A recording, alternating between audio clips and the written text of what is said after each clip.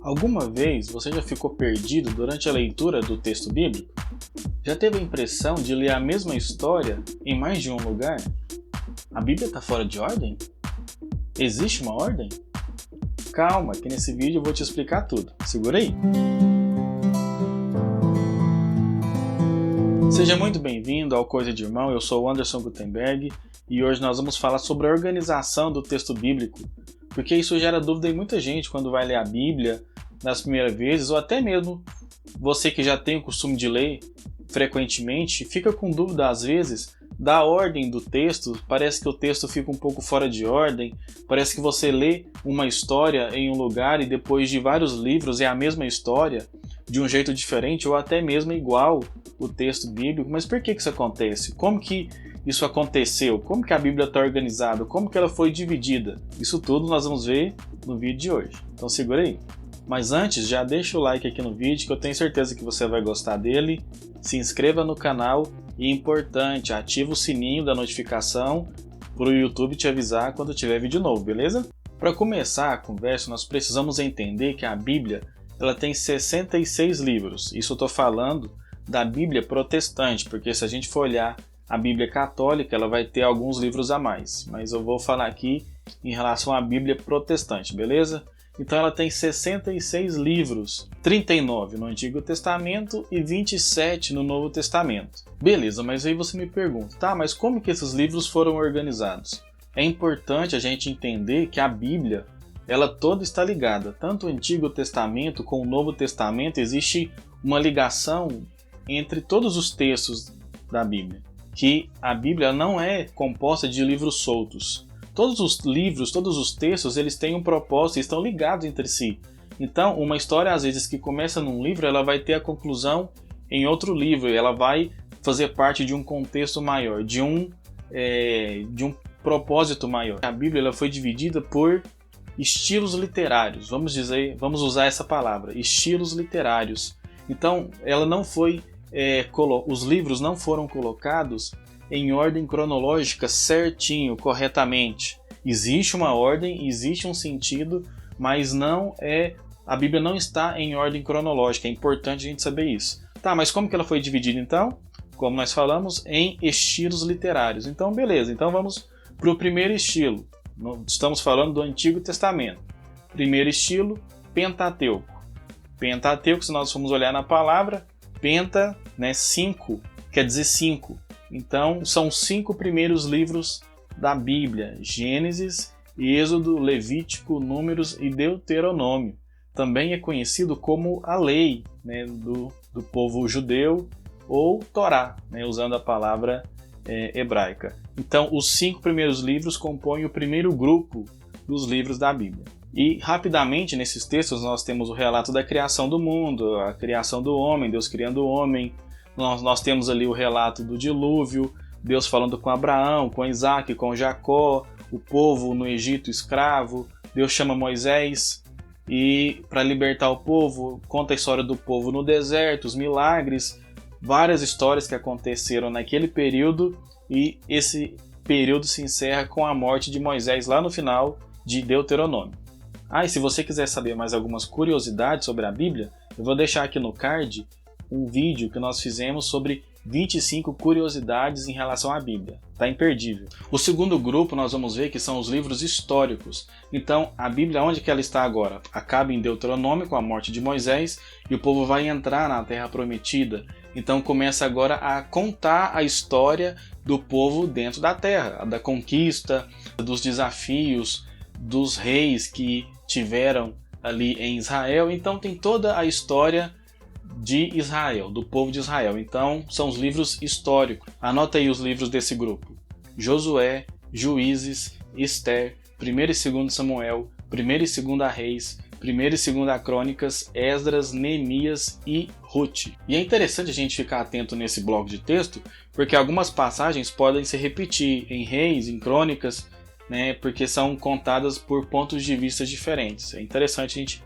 prestar atenção nisso para não ficar perdido no texto. E aqui nós vamos cobrir um grande pedaço da história do povo de Deus. Então, são histórias, como eu disse, da conquista da terra, de como foi o período o período da monarquia unificada, o primeiro rei está aqui nesse bloco, o rei Davi, que é famoso e conhecido, também está aqui. Salomão também faz parte desse texto, né, desse trecho dos livros históricos. Então são grandes histórias que são contadas aqui nesse bloco, beleza? E só uma dica, é importante a gente entender bem esse período, porque ele é pano de fundo para um próximo bloco lá na frente. Depois nós temos os livros poéticos, são 5 livros. Alguns vão falar livros de sabedoria. E os livros são Jó, Salmos, Provérbios, Eclesiastes e Cantares de Salomão. Algumas bíblias está escrito Cântico dos Cânticos, mas é o mesmo livro. E aqui nós temos a poesia da Bíblia. Aqui nós temos grandes provérbios de Salomão e outros grandes homens no livro de Provérbios, que são ensinos, são conselhos para nós, para a nossa vivência do dia a dia. É muito interessante. Leia depois o livro de Provérbios. Todos esses livros, nós temos o livro dos Salmos, que era o inário, digamos assim, a grosso modo, do povo de Israel.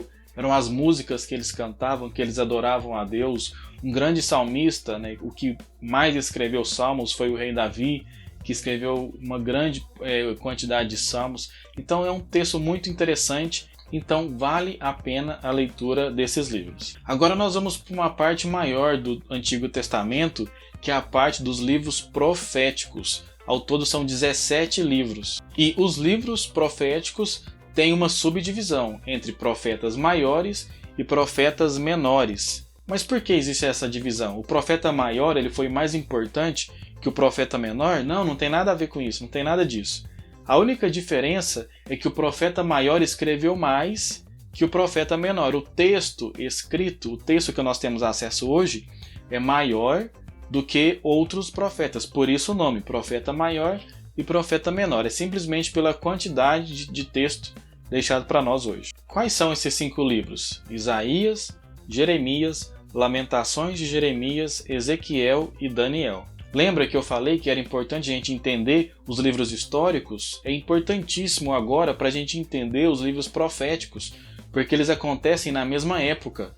Estão distantes ali na Bíblia, mas acontecem simultaneamente. Então, muitos dos textos históricos dos reis, dos acontecimentos, acontecem agora junto com essas profecias.